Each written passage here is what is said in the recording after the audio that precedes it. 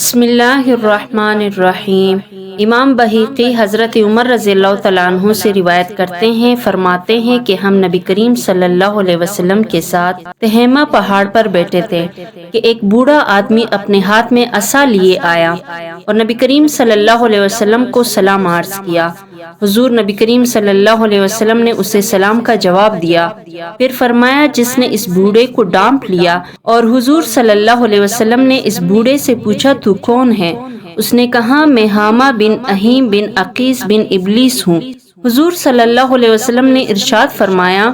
تیرے اور ابلیس کے درمیان صرف 2 باپوں کا فاصلہ ہے، تجھ پر کتنا زمانہ آ چکا؟ اس نے کہا میرے دنیا کی زندگی صرف تھوڑی سی ہی باقی ہے۔ جس رات کو قابل نے حابل کو قتل کیا اس وقت میں چند سال کا بچہ تھا، بات سمجھ لیتا تھا، ٹھیلوں کو پلانگتا تھا اور کھانا خراب کرنے اور قطع رحمی کا حکم دیتا تھا۔ تو رسول اللہ صلی اللہ علیہ وسلم نے ارشاد فرمایا جدائی اور قطع رحمی کرنے والے بوڑھے اور سستی اور کاہلی کرنے والے جوان کا کام بہت برا ہے۔ اس نے کہا آپ مجھے معاف فرما دیں، میں اللہ تعالیٰ کی بارگاہ میں توبہ کرتا ہوں، میں حضرت نوح علیہ السلام اور ان کی مسجد میں ان کے قوم میں سے ان پر ایمان لانے والوں کے ساتھ ہوتا تو میں ہمیشہ ان کو اپنے قوم کی دعوت پر سخت سست کہا کرتا تھا، حتیٰ کہ وہ خود بھی رو پڑتے اور مجھے بھی رلا دیتے۔ ایک مرتبہ حضرت نوح علیہ السلام نے فرمایا اگر میں تمہاری بات مان لوں تو یقیناً شرمندگی اٹھانے والوں میں سے ہو جاؤں، اور میں اللہ کی پناہ مانگتا ہوں کہ میں جاہلوں میں سے ہو جاؤں۔ میں نے کہا اے نوح، میں ان لوگوں میں سے ہوں جو قابل بن آدم کی سعادت مند شہید کی خون کرنے میں شریک تھے، تو کیا آپ اپنے پروردگار کی بارگاہ میں میرے توبہ کی قبولیت پاتے ہیں؟ حضرت نوح علیہ السلام نے فرمایا اے حامہ،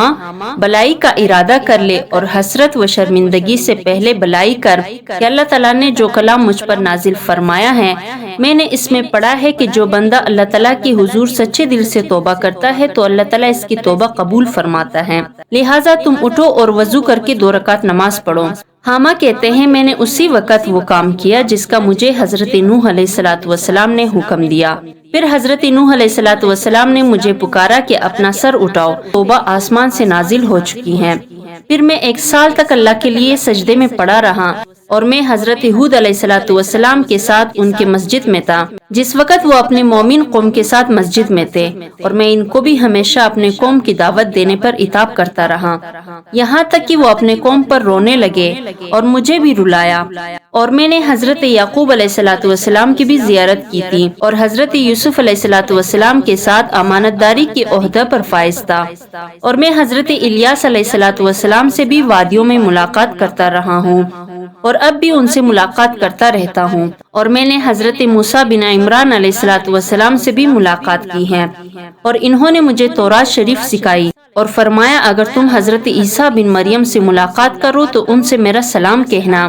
میں نے حضرت عیسیٰ بن مریم سے ملاقات کی اور حضرت موسیٰ کا سلام پہنچا دیا، اور حضرت عیسیٰ بن مریم علیہ السلام نے مجھ سے فرمایا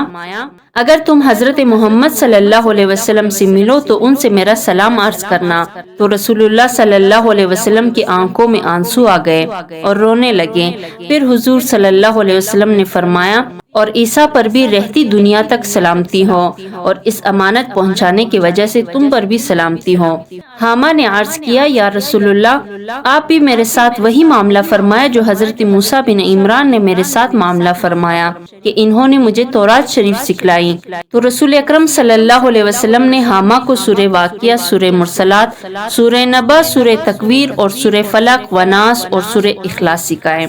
اور ارشاد فرمایا اے حامہ، تم اپنی ضرورت ہم سے بیان کرو اور ہم سے ملاقات کرنا ترک نہ کرو، ہم سے ملاقات کرتے رہو۔ حضرت عمر رضی اللہ تعالیٰ عنہ فرماتے ہیں جب رسول اکرم صلی اللہ علیہ وسلم کی وفات ہو گئی تو ہمیں حامہ کی خبر نہیں، اور یہ بھی نہیں معلوم کہ وہ زندہ ہے یا انتقال کر گیا۔ ام المومنین حضرت عائشہ صدیقہ رضی اللہ تعالیٰ عنہ سے روایت کرتے ہیں کہ نبی کریم صلی اللہ علیہ وسلم نے ارشاد فرمایا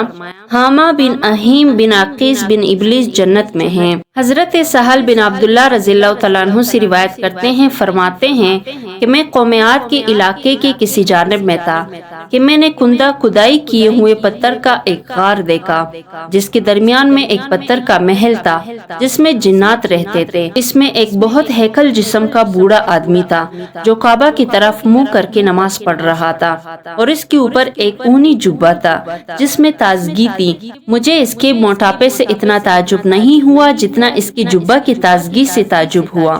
میں نے اس کو سلام کیا تو اس نے میرے سلام کا جواب دیا اور کہا، اے سہل، جسم کپڑوں کو پرانا نہیں کرتے بلکہ گناہوں کی بدبو اور حرام کھانے کپڑوں کو پرانا کر دیتے ہیں۔ یہ جبہ میرے جسم پر 700 سال سے ہیں۔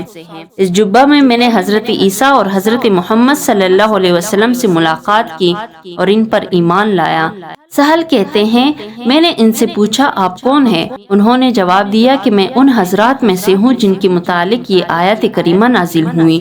قُلْ أُوحِيَ إِلَيَّ أَنَّهُ اسْتَمَعَ نَفَرٌ مِّنَ الْجِنِّ، تم فرماؤ مجھے وحی ہوئی کہ کچھ جنوں نے میرا پڑھنا کان لگا کر سنا۔ عطار بن یسار کی سند سے روایت کرتے ہیں کہ قبیلہ جوہینہ کے ایک صحابی رسول نے خبر دی کہ نبی کریم صلی اللہ علیہ وسلم نے ایک صاحب کو جنات کے پاس بھیجا اور اس سے فرمایا، 3 دن زور سے اونٹ ہانکو، یہاں تک کہ جب تم سورج نہ دیکھو تو اونٹ کو چارہ دو اور خود بھی شکمسیر ہو جاؤ، پھر 3 دن زوردار طریقے سے اونٹ ہانکو حتیٰ کہ تم ہلاک ہونے والی نوجوان عورتوں اور میلے کپڑے والوں اور چپٹی ناک والی عورتوں تک پہنچ جاؤ تو کہو، اے بنو اشقا کے دلیروں، مجھے تمہاری طرف معلومات کے لیے بھیجا گیا ہے اور تم ان کی بہادری سے خوف نہ کرنا۔ جنات تمام احکام میں مکلف پابند شرع ہے، ان کی کفار جہنم میں داخل ہوں گے اور مومن جنات جنت میں داخل ہوں گے، اس لیے کہ وہ چوپائیوں کی طرح مٹھی نہیں ہو جاتے، اور ان کا ثواب جہنم سے نجات ہے۔